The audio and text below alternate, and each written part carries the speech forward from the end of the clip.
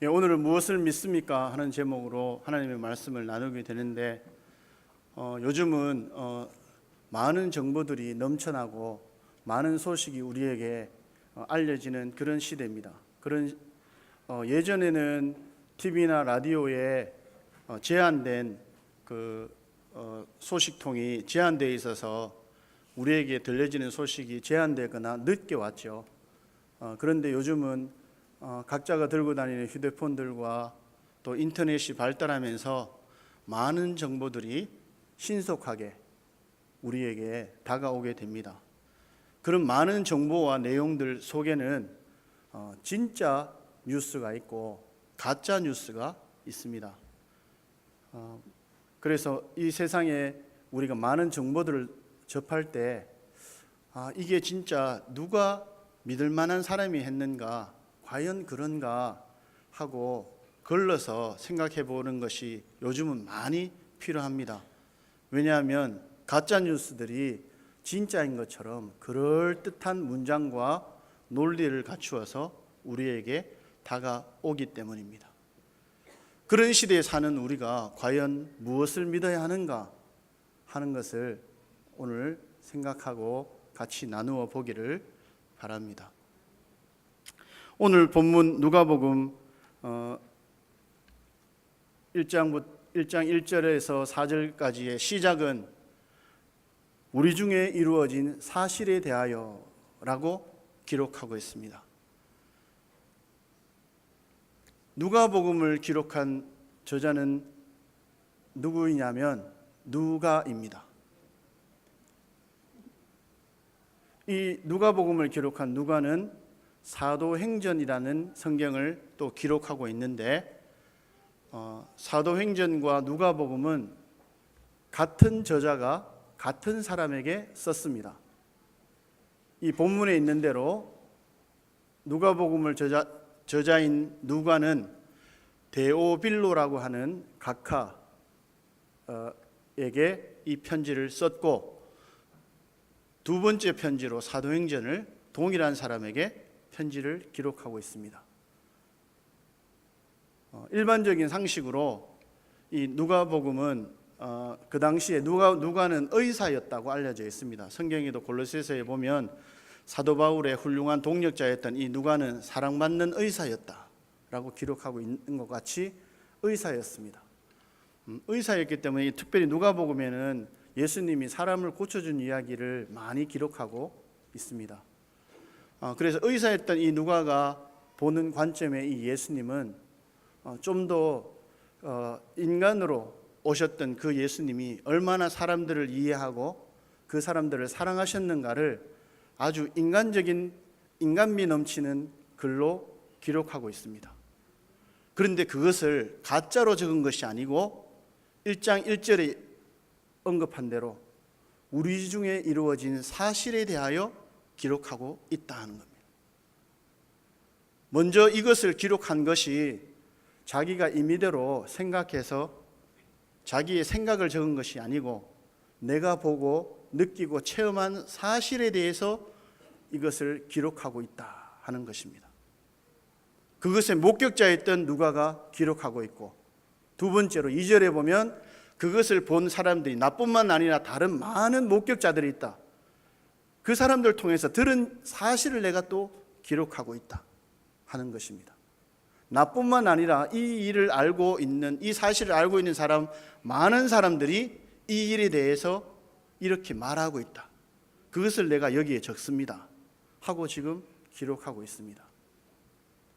그리고 특별히 이걸 자기 친구나 아주 가벼운 사람에게 지금 쓰고 있는 게 아니라 아주 높은 고위 관료인 데오빌로 각하에게 쓰고 있다는 것. 우리가 상식적으로도 우리가 누군가 높은 사람 관료에게 편지를 쓸 때 거짓말을 쓰겠습니까? 그렇지 않잖아요. 아주 정제된 문장과 깔끔한 최근에 시사적인 발언을 좀 하자면, 우리가 6월 13일 날 정상회담을 했지만 그 전날 트럼프가 김정은 위원장에게 공식 문서로 정상회담을 취소합니다 공문을 보냈잖아요. 그건 사실이었잖아요. 거짓말로 보낸 게 아니라. 그런데 그쪽의 반응이 다시 하자 하는 쪽으로 했으니까 하게 된 것이죠. 그런 공식 문서를 보낼 때 거짓말로 적지 않습니다. 이 누가도 데오빌로 각하에게 쓰는 이 편지를 거짓말이나 자기의 임의대로 적지 않고 우리 중에 이루어진 사실에 대하여 기록하고 있다.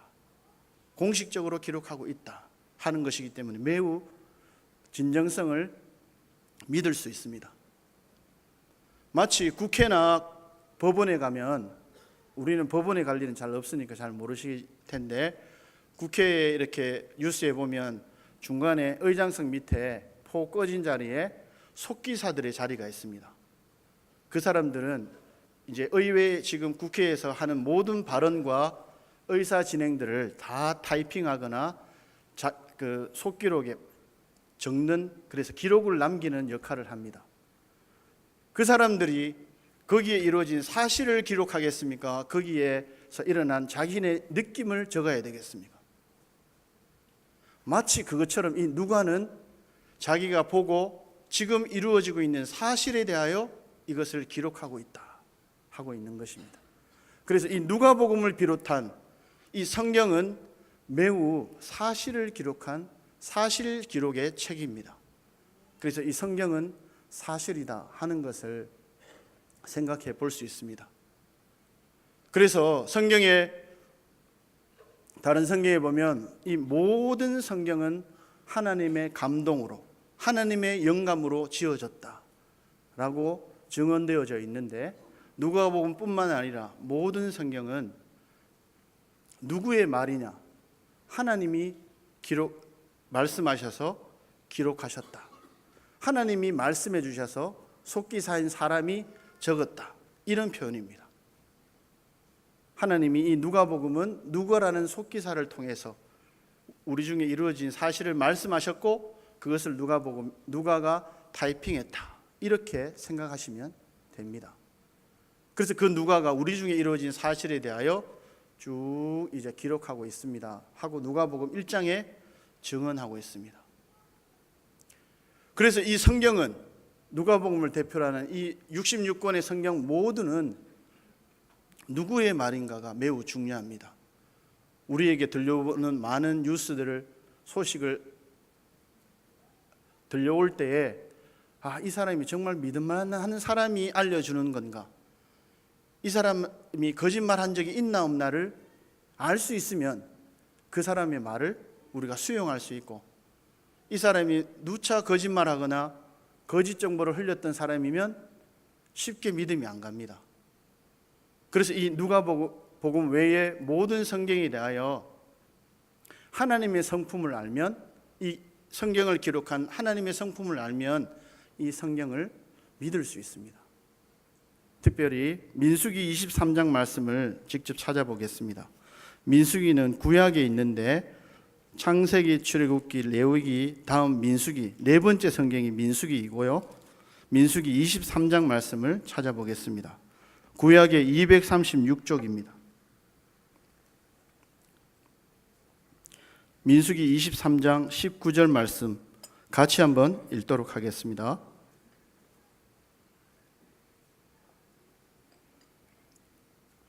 (19절) 시작. 하나님은 사람이 아니시니 거짓말을 하지 아니하시고 인생이 아니시니 후회가 없으시도다. 어찌 그 말씀하신 바를 행하지 않으시며 하신 말씀을 실행하지 않으시랴.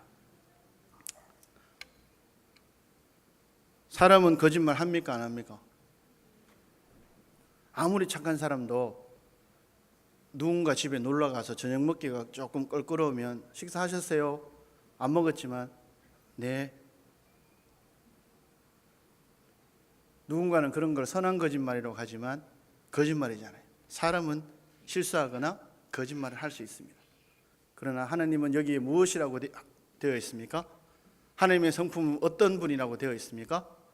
거짓말하지 않으시는 분이다. 하나님은 사람이 아니시니 거짓말을 하지 아니하시고 인생이 아니시니 후회가 없으시도다. 내가 왜 이 말 했지? 내가 왜 이런 약속을 했을까? 내가 이 말을 괜히 했네. 이런 후회가 없으시다 하는 겁니다. 그 하신 말씀을 후회하지 않으시고 말씀하셨으면 그 약속은 반드시 지키고 반드시 이루어진다는 것을 이 말씀을 통해서 알 수 있습니다. 하나님의 성품은 그렇습니다. 거짓말 하실 수 없는 분이 이 성경을 기록하게 하셨습니다. 그래서 성경에 있는 이 내용들은 다 사실에 근거한 것이고 거짓말 하실 수 없는 하나님의 기록입니다. 이와 같은 유사한 말씀이 히브리서 6장에 있는데 제가 읽겠습니다. 히브리서 6장 말씀에 보면 17절 18절에 하나님은 약속을 기업으로 받는 자들에게 그 뜻이 변하지 아니함을 충분히 나타내시려고 그 일을 맹세로 보증하셨나니. 그래서 하나님은 약속을 믿는 사람들에게 맹세하셨다 하는 것이고요. 18절 이는 하나님이 거짓말을 하실 수 없는 이 두 가지 변하지 못할 사실로 말미암아 앞에 있는 소망을 얻으려고 피난처를 찾은 우리에게 큰 안위를 받게 하려 하심이라. 이 말씀이 뭐냐 하면 하나님이 약속하셨고 그 약속을 믿고 받아들인 사람에게 그것을 하나님이 맹세하셨다. 그리고 그 맹세는 결코 거짓말할 수 없는 하나님이 하신 거다.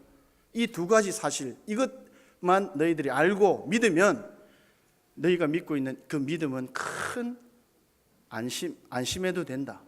위로를 받아도 된다. 하나님의 약속을 붙들고 있다면, 하나님이 거짓말하실 수 없는 그 약속을 붙들고 있다면 너희는 안심해도 된다. 그 믿음이 안전하다. 그렇게 지금 말씀하고 있습니다. 그래서 우리가 이 성경을 읽고 이 성경에서 발견한 하나님을 믿으면 그 하나님은 이 성경 밖에서 다르게 믿는 하나님이 아니라 성경대로 믿으면 그 하나님은 사실대로 믿는 것입니다. 그래서 우리가 믿는 66권의 말씀들은 매우 소중하고 그 말씀 속에서 찾는 하나님을 찾는 것은 매우 중요합니다. 성경은 사실입니다. 그런데 많은 사람들이 이 성경이 사실이 아닌 것처럼, 특별히 과학이 성경을 거부하고 있는 것처럼 많은 사람들이 생각해 왔습니다. 많은 성경에 대해서 과학으로 도전해 왔고, 특별히 제가 오늘 지금 하나 소개하는 이 말씀은 중세시대에 많은 도전을 받았던 말씀입니다. 시편 19편 말씀을 잠시 찾아보겠습니다. 성경의 거의 가운데를 여시면 시편이 나옵니다. 시편 19편 구약의 814쪽입니다.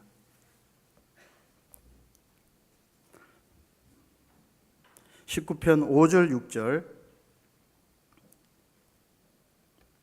제가 읽겠습니다. 해는 그의 신방에서 나오는 신랑과 같고 그의 길을 달리기 기뻐하는 장사 같아서 하늘 이 끝에서 나와서 하늘 저 끝까지 운행하며 그의 열기에서 피할 자가 없도다.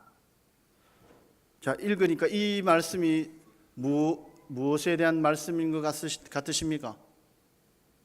해에 대해서 이야기하고 있습니다. 그러니까 태양이죠.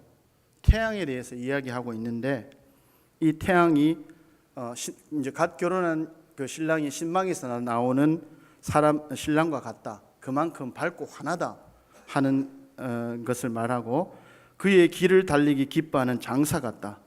그리고 하늘 이 끝에서 나와서 저 끝까지 운행한다 라고 기록되어 있습니다. 중세시대까지 15세기까지 1400년대까지 이 말씀은 기독교의 진리였고 여전히 이 말씀은 사실입니다. 그런데 우리가 아는 대로, 특별히 청소년들은 알겠지만 과학 시간에 배우면 16세기에 코페르니쿠스라는 사람이 등장합니다. 16세기의 천문학자였던 코페르니쿠스가 그렇지 않다.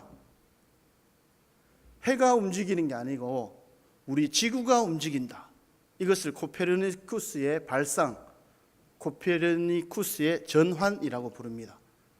이것은 굉장히 과학적인 역사적 의미가 있다고 평가되더라고요. 저도 알아보니까.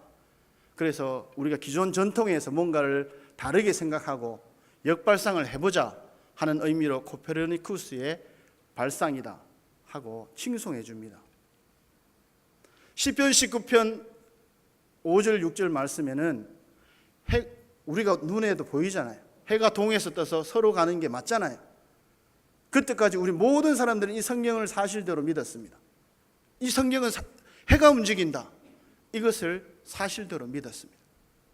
그런데 이 16세기 코페르니쿠스가 나와서 그렇지 않다, 우리가 태양 중심으로 지구가 움직이고 있더라 하는 연구 논문을 발표했습니다.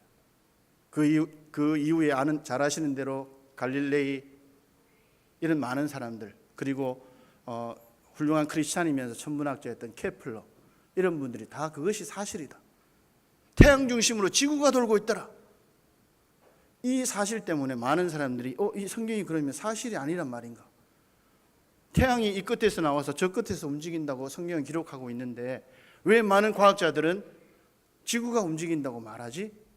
그러면서 많은 사람들이 흔들렸고, 심지어 그렇게 말한 사람을 잘 아시는 대로 교황청에서는 이단이다 박해하고 죽이고 했습니다. 그런 시절에 많은 사람들이 이 성경이 사실이 아닌 것처럼 생각하고 믿음을 떠난 사람들도 있었다고 합니다. 지금 이 시대에도, 현대에도 성경은 과학적으로 입증되지 않는다, 성경은 과학이 아니야, 과학으로 성경을 따지면 성경은 사실이 아니야, 그렇게 말하는 사람이 많습니다. 그런데 그렇지 않습니다. 20세기에 스웨덴의 린드브루그라는 사람이 등장했습니다. 스웨덴의 천문학자였던 린드브루그는 지구도 돌지만 태양도 자전을 하고 공전을 한다, 지구도 도는 궤도가 있어서, 지구는 태양계에 속해 있잖아요. 수금, 지화, 목토, 천, 해,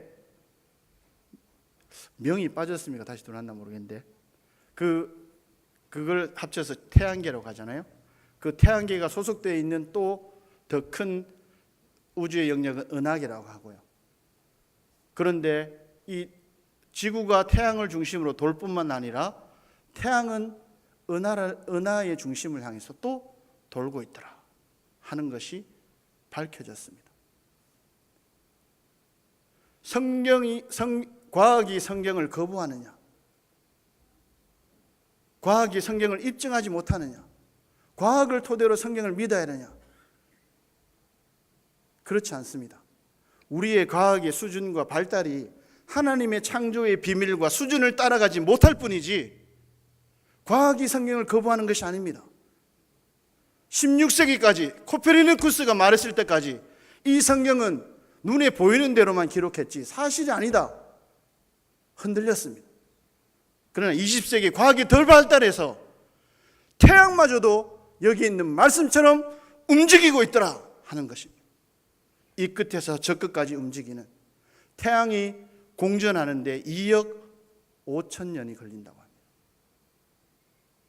그 속도가 얼마나 빠르냐면 초속 217km, 1초에 217km, 2초 만에 서울과 부산을 갈 수 있습니다. 태양이 그렇게 움직이고 있다는 거예요.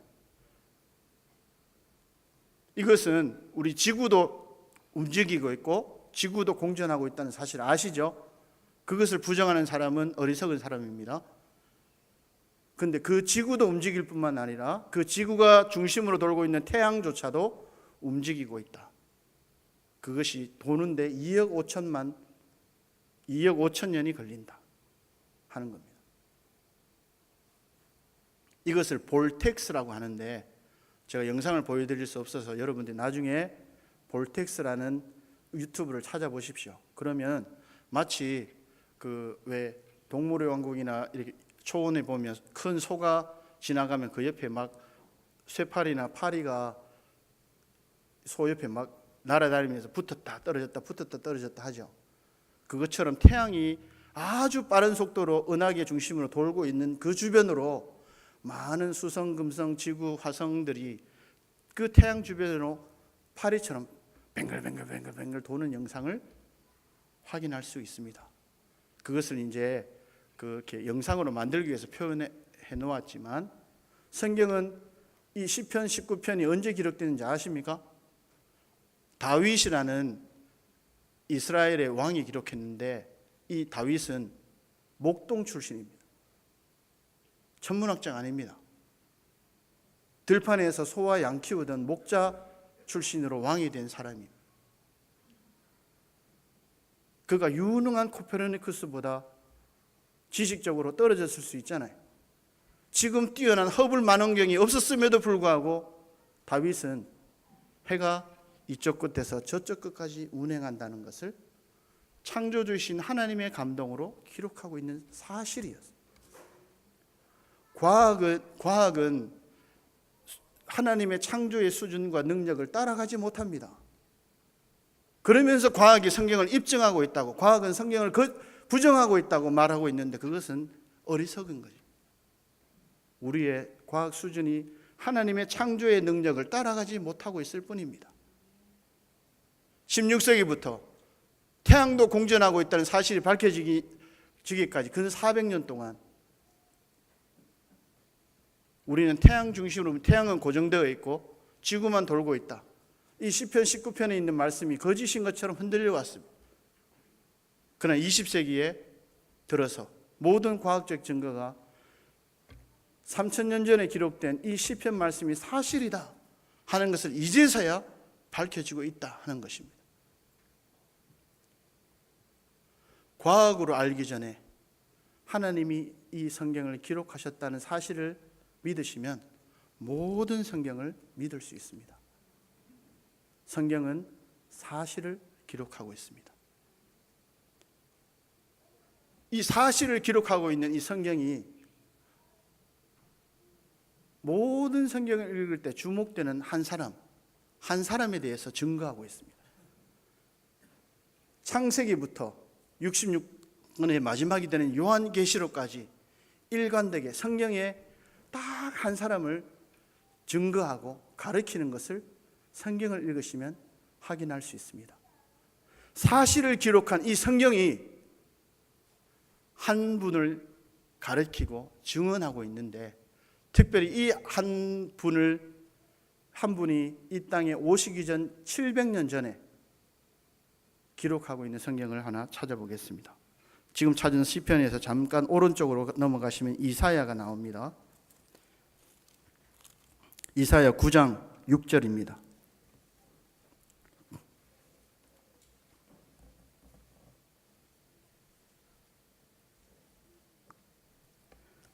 이사야 9장 6절, 구약의 976쪽입니다.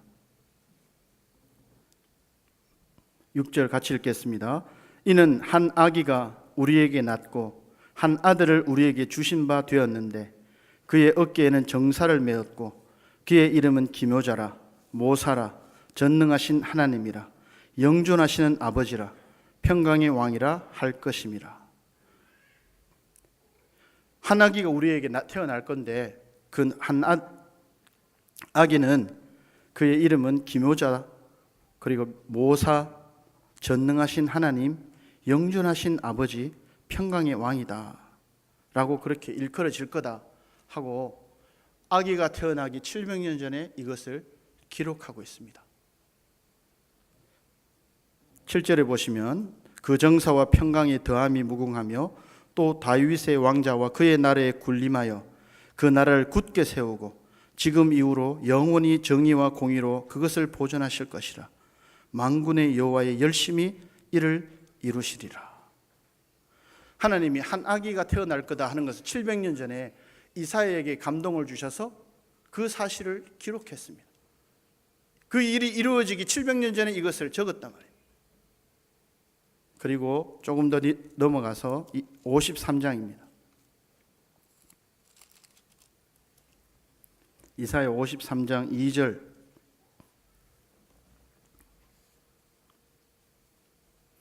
그 아기에 대해서 2절에 이렇게 얘기합니다. 그는 주 앞에서 자라나기를 연한 순 같고 마른 땅에서 나온 뿌리 같아서 고운 모양도 없고 풍채도 없은즉 우리가 보기에 흠모할 만한 아름다운 것이 없도다. 그 아기는 아주 볼품없이 태어날 거다 하는 것입니다. 3절, 그는 멸시를 받아 사람들에게 버림받았으며 간고를 많이 겪었으며 질고를 아는 자라. 마치 사람들이 그에게서 얼굴을 가리는 것 같이 멸시를 당하였고 우리도 그를 귀히 여기지 아니하였도다. 그 아기가 온갖 멸시와 고난을 겪을 것을, 고생할 것을 기록하고 있습니다. 4절, 그는 실로 우리의 질고를 지고 우리의 슬픔을 당하였거늘 우리는 생각하기를 그는 징벌을 받아 하나님께 맞으며 고난을 당한다 하였노라. 그가 찔림은 우리의 허물 때문이요 그가 상함은 우리의 죄악 때문이라. 그가 징계를 받음으로 우리는 평화를 누리고 그가 채찍에 맞음으로 우리는 나음을 받았도다. 우리는 다 양 같아서 그릇 행하여 각기 제 길로 갔거늘 여호와께서는 우리 모두의 죄악을 그에게 담당시키셨도다. 하나님이 한 아기를 미리 말씀하셨고 그 아기가 온갖 질고와 찔리고 아픔을 당하는 모든 일들을 이렇게 미리 700년 전에 기록해 놓고 있습니다.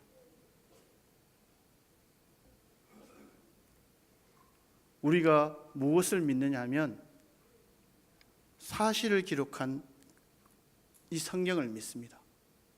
하나님이 사실대로 성경을 기록하였다는 것을 믿습니다. 그런데 그 성경이 66권에서 많은 부분에서 한 사람을 가리키고 있고 특별히 지금 찾아본 이사야의 말씀에서 그가 아기로 태어나 사람들의 죄악을 짊어지는 희생양으로 고생하며 죽을 것을 예고하고 있습니다. 그리고 그분이 이 땅에 오셨습니다. 그리고 그분이 직접 말씀하셨습니다. 요한복음 6장을 찾아보시겠습니다.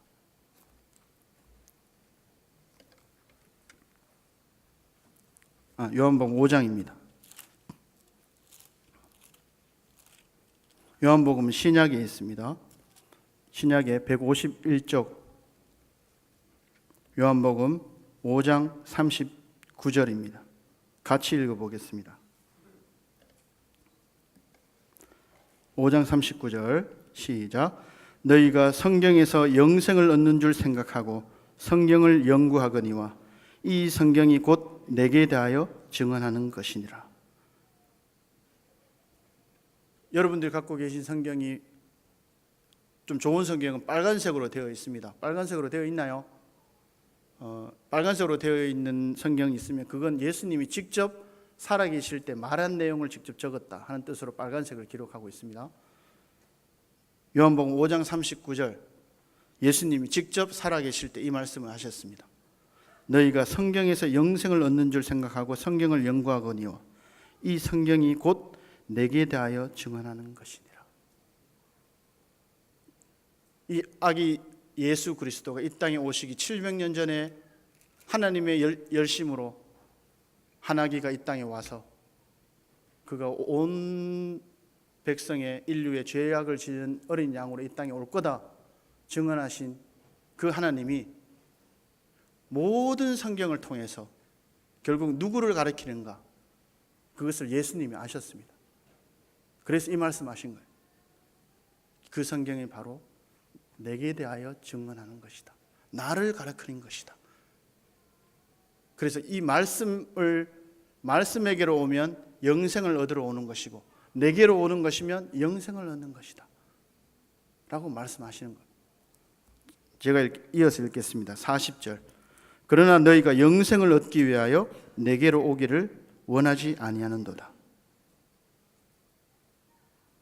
그래서 우리가 영생을 얻으려고 하면 예수님께로 나가야 되고 영생을 얻으려면 성경에게로 가야 됩니다. 성경은 사실을 기록하고 거짓말을 할 수 없는 하나님이 기록한 책이기 때문입니다. 그래서 이 성경에 있는 말씀을 내가 붙들고 이 말씀을 대로 믿으면 하나님이 이 말씀을 하셨네 하고 이 말씀을 붙들면 영생을 얻게 되는 겁니다. 예수님을 붙드는 것과 같습니다. 그래서 요한복음 5장 39절을 찾았지만 그 위에 24절을 보십시오.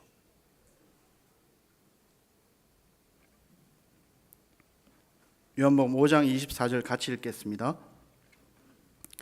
시작. 내가 진실로 진실로 너희에게 이르노니 내 말을 듣고 또 나 보내신 이를 믿는 자는 영생을 얻었고 심판에 이르지 아니하나니 사망에서 생명으로 옮겼느니라. 이 말씀도 빨간색으로 되어 있죠. 그럼 누가 말씀하신 겁니까? 예수님이 직접 하신 말씀입니다. 여기에서 예수님이 이것은 사실이다, 진짜다, 이걸 강조하기 위해서 몇 번 진실이라는 말을 반복하고 계십니까? 2번 반복하고 있습니다. 내가 진실로 진실로 너희에게 이르노니, 얘들아 이 말 진짜다, 이 말 진짜로 하는데 믿어라. 내 말을 듣고 또 나 보내신 이를 믿는 자는 영생을 얻었고, 이 말씀을 믿는 순간, 이 말씀을 붙드는 순간 영생을 얻었다는 거예요. 심판에 이르지 아니하나니 사망에서 생명으로 옮겼다. 이 말은 진짜다, 이 말은 진짜다, 진실로 진실로 너희에게 이르노니, 예수님이 강조해서 말씀하고 있습니다. 내 말을 듣고 나 보내신 이를 믿는 자는 영생을 얻었고 심판에 이르지 아니하나니 사망에서 생명으로 옮겼느니라. 제가 구원받을 때 이 말씀을 붙들었습니다. 그렇네. 거짓말하지 않으시는 예수님이 진실로 진실로를 2번 반복하고 계시고, 이 말씀을 듣고 내가 이 말씀을 붙드는 순간 나는 영생을 얻었네. 지옥 갈 그 사망에서 영원한 생명을 얻었네. 깨달아졌습니다. 거짓말 하실 수 없는 하나님이, 그 하나님과 동일한 예수 그리스도가 진실로 진실로 너희에게 이르노니 내 말을 듣고 나 보내신 이를 믿는 자는 영생을 얻었다 라고 증언하고 있습니다.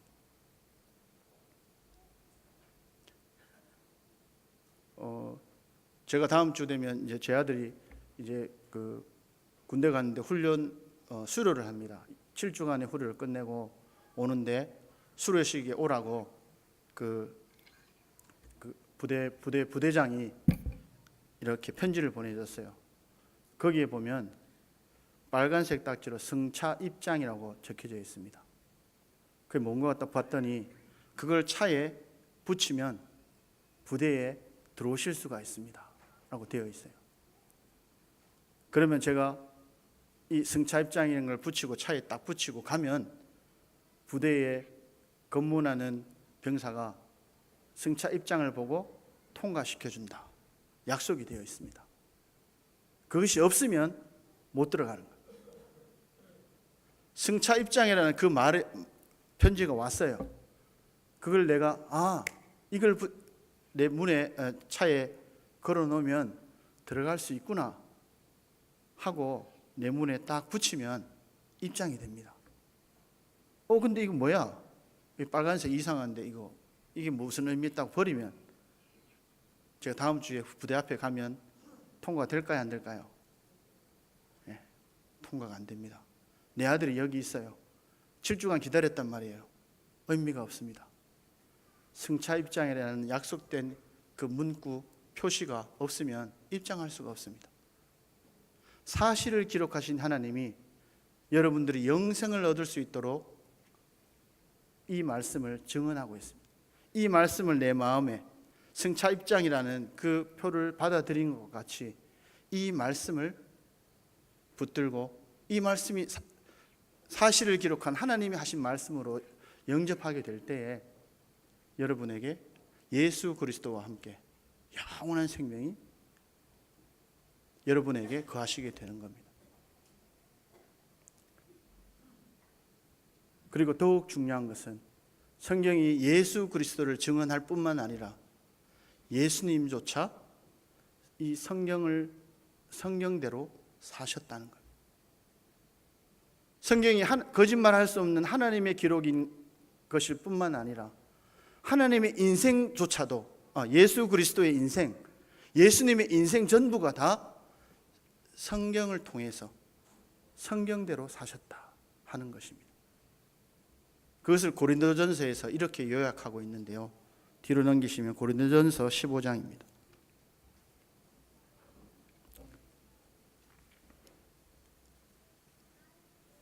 신약에 있습니다. 282쪽 고린도전서 15장 3절 4절 같이 읽겠습니다. 내가 받은 것을 먼저 너희에게 전하였노니 이는 성경대로 그리스도께서 우리 죄를 위하여 죽으시고 장사 지낸 바 되셨다가 성경대로 사흘 만에 다시 살아나사. 예수님의 일생도 예수 그리스도가 십자가에 죽으실 뿐만 아니라 그가 다시 살아나신 것도 성경대로 사셨다는 거예요. 성경대로 하셨다는 거예요. 예수 그리스도 그분의 인생과 생애도 사실은 이 성경대로 사셨다는 거예요. 마태, 마가, 누가, 요한 예수님을 가르치는 이 네 복음서에 보면 예수님이 자주 말씀하셨습니다. 말씀을 이루려 하심이라. 이사야에 있는 말씀을 이루려 하심이라. 구약에 언급하셨던 그 말씀들을 말씀하시면서 그 말씀을 이루려 하십니다. 복음서에 많이 그렇게 기록되어 있습니다. 예수님의 인생이, 예수님의 일생이 역시 그렇게 성경대로, 성경을 기준대로 살아가셨다 하는 것. 거짓말 하실 수 없는 그 하나님이 우리에게 사실을 기록하고 계시고 그 사실을 기록한 이 성경이 예수 그리스도를 증언하는데 그 예수 그리스도께서도 이 성경이 사실이고 성경대로 자신의 삶을 살아가셨다. 거기에 맞추셨다 하는 것입니다. 그래서 우리에게 주어진 이 성경 66권이 오늘날 매우 중요합니다. 우리의 삶의 모델이고 우리가 따라갈 삶의 표본이신 예수 그리스도께서 성경대로 사셨기 때문에 이제 우리도 성경대로 살아야 될 책임, 의무, 도리가 있습니다.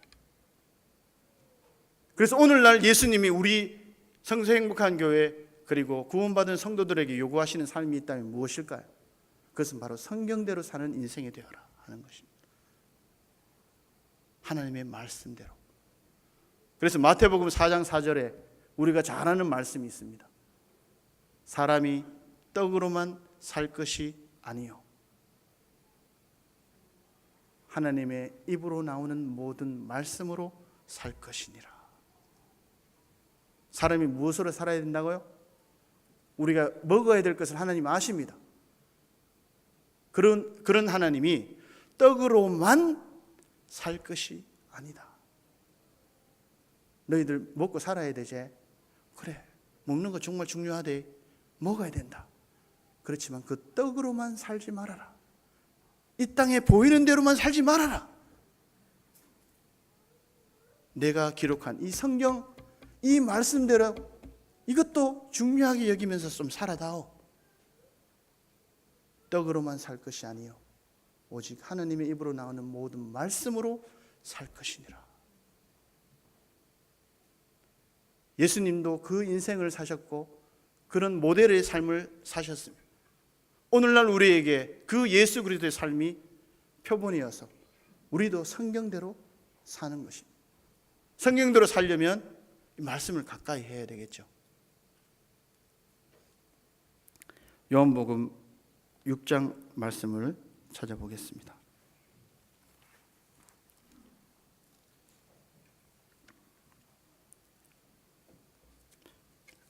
신약의 153쪽입니다. 155쪽이네요. 신약 155쪽 6장 63절입니다. 함께 읽겠습니다. 살리는 것은 영이니 육은 무익하니라. 내가 너희에게 이른 말은 영이요 생명이라. 여기에 진짜 우리를 살리는 게 뭐냐? 이 말씀도 빨간색으로 되어 있습니까? 예수님이 직접 하신 말씀입니다. 살아계실 때 직접 하신 말씀입니다. 제자들에게 말씀하실 그 말씀이 오늘날 성서 행복한 교회 성도로 예수님의 제자인 우리에게, 얘들아, 살리는 것은 영이다. 너희가 먹고 사는 떡으로도 살아야 되지만 그 떡으로만 사는 것은 육을 위해 사는 거다. 너희들이 진짜 사는 것은 영이다. 그럼 그 영은 뭐냐? 내가 너희에게 이른 말이 영이요 생명이다. 우리가 영원한 생명을 누리는 이 삶의 비결은 예수 그리스도의 이 말씀이 내 안에 거하는 것입니다. 예수님이 무슨 말씀하셨는지를 읽고 그 말씀을 내 안에 받아들여서 그 말씀대로 살고자 하는 그 삶이 내 밥을 먹은 배부름보다 하나님 앞에 더 유익한 것입니다. 그래서 우리 성서 행복한 교회 성도들은 말씀을 많이 읽어야 돼요. 내가 너희에게 이른 이 말이 영이요 생명이기 때문에, 이 영이 우리를 살리기 때문에 이 말씀을 가까이 해야 합니다. 그래서 우리가 교회에서 여러분들이 말씀을 많이 읽도록 말씀의 삶, 특별히 우리 청소년부 여름에 신약 연대기 한다고 하는데요, 많이 참여하십시오. 살리는 것은 영입니다. 하나님의 말씀입니다. 예수님이 우리에게 하신 말씀, 이 말씀이 우리를 살리고 우리를 부유하게 합니다. 풍요롭게 합니다. 여러분, 좋은 차를 가지고 좋은 집에 부자로 산다고 행복한 인생이 결코 아닙니다. 하나님의 말씀이 내 안에 풍부하게 거할 때, 말씀이 내 안에 풍성하게 거할 때, 그 어느 것과도 비교할 수 있는 행복과 만족, 기쁨, 그것이 우리 안에 가득 차게 됩니다.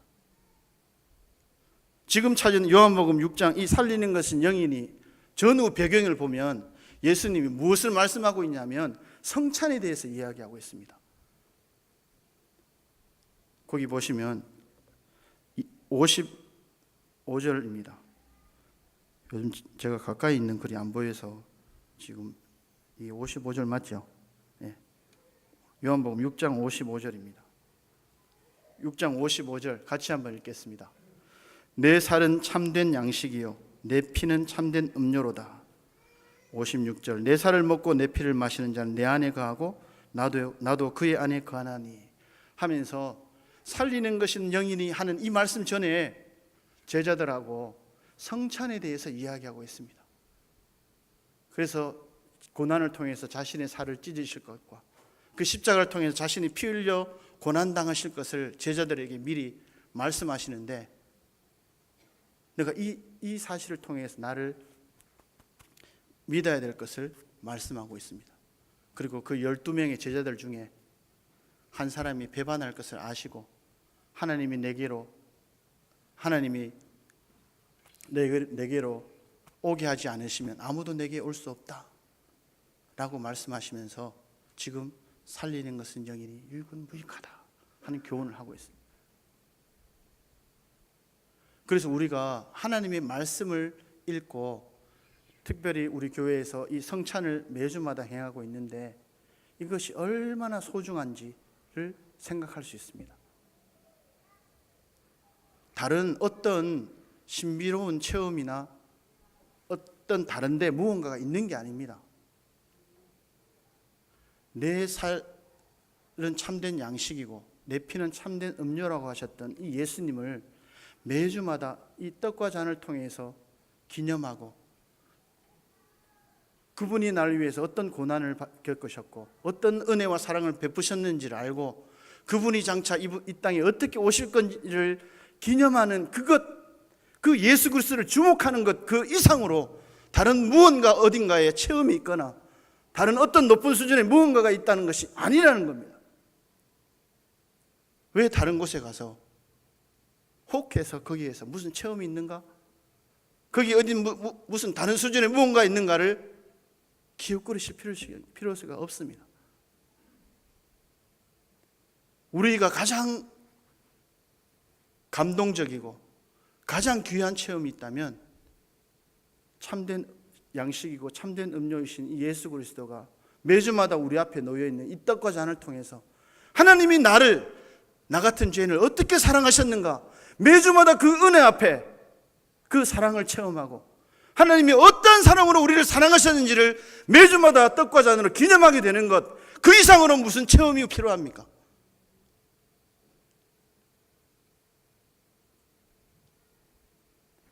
그리고 그 예수님을 위해서 내 인생을 살아가는 말씀에 순종하고 말씀 따라 성경대로 살아보려는 그 인생을 사는 그것 이상으로 다른 어떤 불같이 내게 무언가가 임해야 됩니까?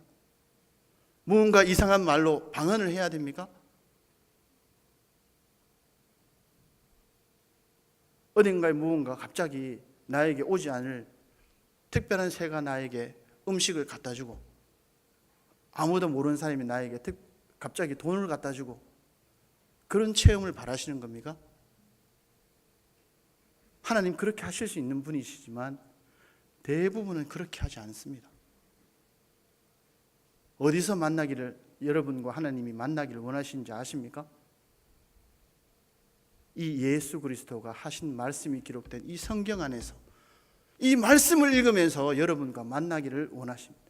이 말씀을 통해서 여러분을 만나는 체험을 하기를 예수님이 간절히 원하시는 거예요. 그래서 여러분이 성경을 직접 읽으십시오. 거짓말하실 수 없는 하나님이 말씀하신 이 성경을 차근차근히 이해 안 되어도 읽으십시오. 여러분이 하루에 3끼를 먹든 2끼를 먹든 밥을 먹듯이 여러분이 일상생활에 매일매일 주기적으로 놓치지 마시고 성경을 읽으십시오. 살리는 것은 영입니다. 내가 너에게 이른 말이 영이요 생명입니다. 이 말씀을 읽을 때 우리의 영이 건강해지고 풍부해지고 자라갑니다. 그러지 못하면 우리의 영이 시들시들해지고 힘없고 거의 죽은 자처럼 됩니다. 그것이 약한 사람은 자꾸 뭔가 훌륭한 설교를 들어서 유튜브에 훌륭한 동영상 들어서 자기를 이렇게 만족시키려고 합니다. 그렇게 하는 이유가 정말 주님 앞에 열정적으로 살려고 하는 그 태도인 것을 알 때에 그것을 존중합니다. 그러나 그것은 이유식입니다. 자기가 직접 밥을 먹을 수 없는 어린아이들이 엄마의 젖을 통해서 양식을 공급받듯이 하나님은 우리가 자라서 스스로 밥을 먹기를 원하시는 거예요. 스스로 밥을 먹을 수 있는 성경을 66권을 우리에게 만찬을 베풀어 놓았어요. 우리가 어릴 때는 훌륭한 분의 설교를 듣고 그 설교를 통해서 말씀을 읽고 정말 좋은 겁니다. 그래서 어느 정도 우리 믿음이 크면 우리 스스로 말씀을 읽을 수 있어야 돼요. 그리고 이 말씀을 스스로 소화시킬 수 있어야 돼요. 그 말씀을 소화시켜서 그 말씀대로 살려고 노력해야 됩니다. 그것이 이유식을 떼고 건강하게 자라가는 그리스도인의 성장입니다.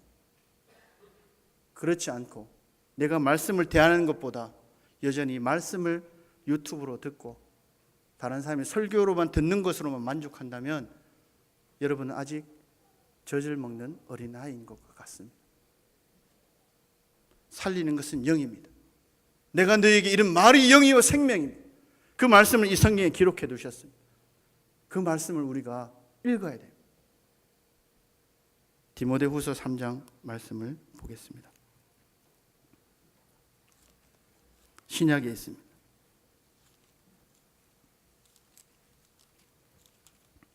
(346쪽에) 있습니다. 디모데후서 3장 14절부터 17절까지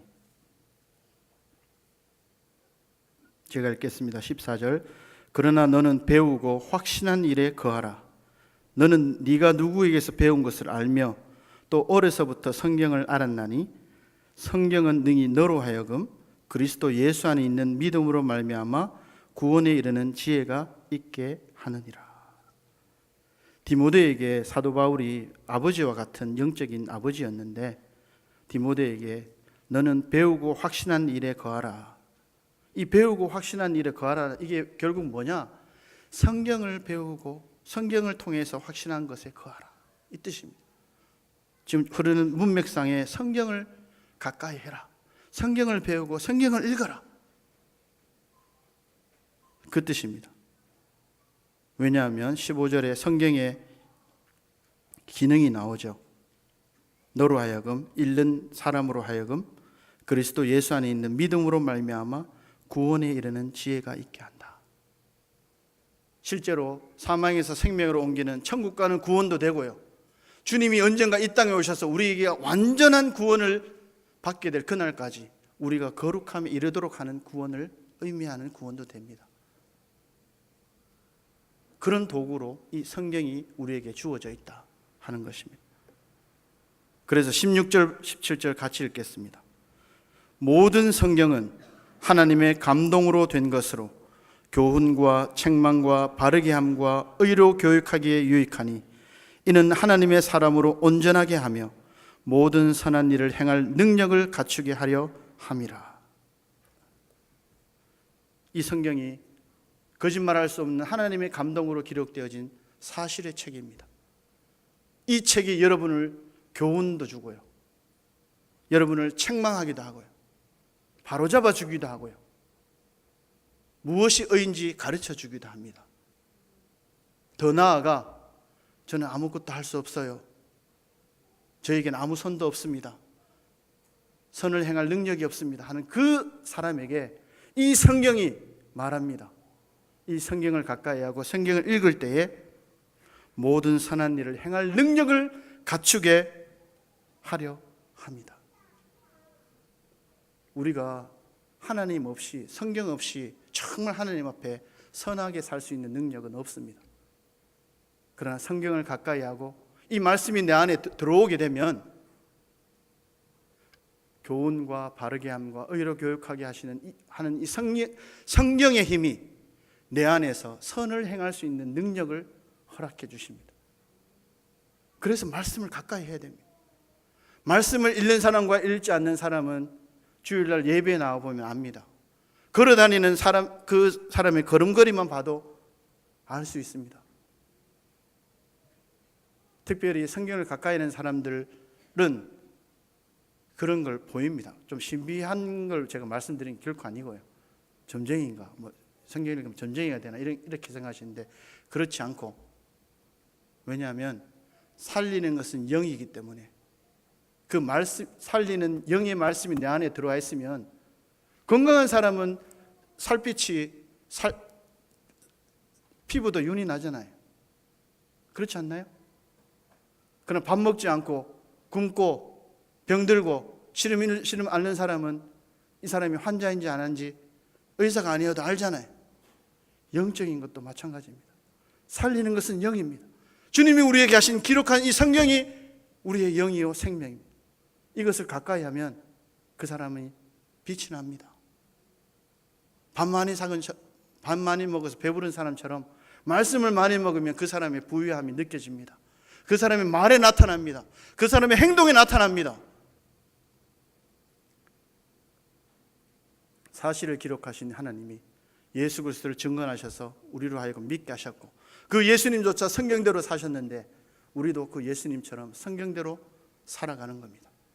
그 성경을 가까이 하며 살아가는 겁니다. 그러면 예수님처럼 우리도 이 땅에서 살게 되는 겁니다. 우리 성서행복강교회 성도 여러분 모두가 다 무엇을 믿고 있습니까? 사실을 기록한, 우리를 살리는 주님의 말씀, 이 성경을 토대로, 성경을 근거해서, 성경에 의해서 살아가는 인생이 되시기를 간절히 소망합니다. 다 함께 일어나 기도